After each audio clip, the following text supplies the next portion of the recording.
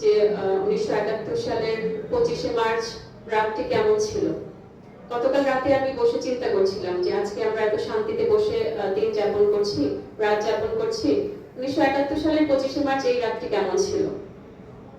আমরা যদি একবার চিন্তা করি তাহলে কিন্তু আমাদের গায়ে কাঁটা দিয়ে ওঠে। আমরা সেই দিনটিকে কতখানি অনুভব করতে পারি জানি না। আসলে ওই সময় যারা ছিল, যারা ওই সময়টা সরাসরি সম্মুখীন ছিল, তারা যতখানি অনুভব করতে পেরেছে আমরা ততখানি হয়তো অনুভব করতে পারবো না। তবে আমাদের মাঝে এই অনুভূতিটুকু থাকা দরকার আছে যে ওই রাতটা কেমন ছিল, কেমন ভয়াবহ সময় পার করার পরে আমরা এই স্বাধীনতা পেয়েছি, কত মানুষের আত্মত্যাগের ফলে আমরা এই স্বাধীনতা পেয়েছি। সেই মানুষগুলোকে আমাদের অবশ্যই স্মরণ রাখতে হবে। সেই স্বাধীনতার পিছনে যাদের আত্মত্যাগ ছিল তাদের আত্মত্যাগকে স্মরণ করার জন্যই আমরা এই দিবসগুলোতে একসাথে বসে তাদেরকে স্মরণ করে থাকি। একটি জাতি যদি তার ইতিহাস ভুলে যায় তাহলে সে জাতি কখনোই উন্নতি করতে পারে না। সেটার প্রেক্ষিতেই মুজিব ইয়াহিয়া একটা বৈঠক চলছিল যে আমাদের আসলে তৎকালীন পূর্ব পাকিস্তানের ভাগ্য কি হবে। তো এই ভাগ্য নির্ধারণে যখন আসলে অচলায়তন কাটছিল না, তখন একটা পর্যায়ে 8ই মার্চ এটা সিদ্ধান্ত নেওয়া হয় যে আসলে এই ভৌগোলিক অঞ্চলে একটি ম্যাসাকার পরিচালনা করা হবে এবং দুইজন সেনা কর্মকর্তা এই দায়িত্ব নিয়েছিলেন। আমাদের উপস্থাপক সঞ্চালক এই বিষয়ে বলেছেন রাহুল কর্মহালি এবং খাদিম রাজা। তো তারা আসলে যেটা আমি দেখছিলাম আসলে কিছু লিটারেচারে যে এই রাতে আসলে 7,000 মানুষকে, রাফলি 7,000 মানুষকে হত্যা করা হয় এবং 3,000-কে গুম করা হয়। তারপর থেকে 26শে মার্চ হয়, মূলত 25শে মার্চে পরিকল্পনা শুরু হয় এবং সেটা 26শে মার্চ প্রথম প্রহরতে 12টার আগে থেকেই অ্যাপ্লাই শুরু হয়।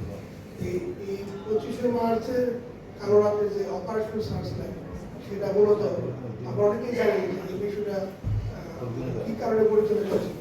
বাঙালি জাতির স্বাধীনতার যে স্পৃহা, স্বাধীনতার যে আকাঙ্ক্ষা, সেই আকাঙ্ক্ষাকে চিরতরে মিশিয়ে দেওয়ার জন্য, মাটিতে মিশিয়ে দেওয়ার জন্য মূলত অপারেশন সার্চ লাইন পরিচালিত হয়। হৃদয়ে ধারণ করতে চাই যে আমাদের সেই চেতনা অবশ্যই আমাদের মাঝে চিরজাগ্রত থাকবে, তরুণ প্রজন্মের মাঝেও জাগ্রত থাকবে। এবারে পাকিস্তানি ইয়াহিয়া বাহিনীর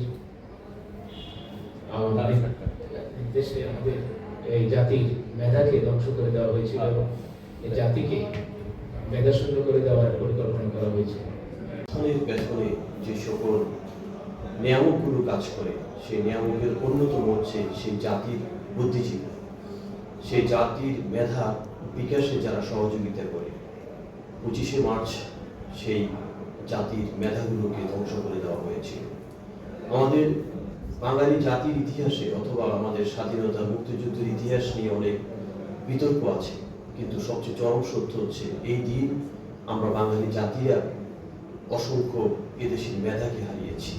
যদি সেই মেধাগুলো টিকে থাকতো, বেঁচে থাকতো, যদি এরকম হত্যাকাণ্ড, গণহত্যা না হতো, তাহলে হয়তো বাঙালি জাতি আরো অনেক আগেই দেশ স্বাধীন হতো এবং দেশকে অনেক জায়গায় অনেক দূরে নিয়ে যেতে পারত।